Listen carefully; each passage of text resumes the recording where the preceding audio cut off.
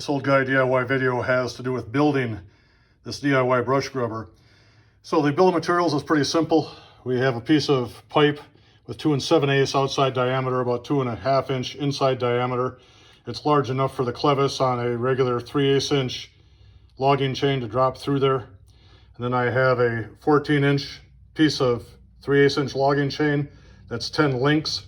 I drilled the first hole 2.5 inches from the end, and the second hole is 10 inches from the end. And after making the last video, I learned that it makes a difference where you have this tag end. So when I made the last video, I bolted it up so it laid like that. And a few minutes ago, I tried to use this brush grubber, and it was totally unsuccessful and very disappointing. What I found is when I had this close to the tag end, the brush was falling right in here, so I had a smooth surface it was dragging on, and that did not work. It's critical that you put the bolt that's 2.5 inches from the end close to the tag end of the chain. If you do it the reverse way, it doesn't work well at all. I have 2 grade 8 bolts. They're 3/8 diameter by 2 inches long. And after I put them in and established the length, I cut them off with a grinder.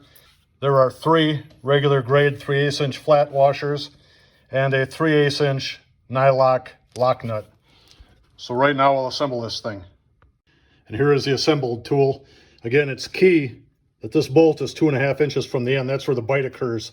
Now when I put my chain on there, it drags it in and chokes that thing off. And some people had asked questions about the bolt strength. These grade 8 3/8 inch bolts have a shear force of 9,500 pounds.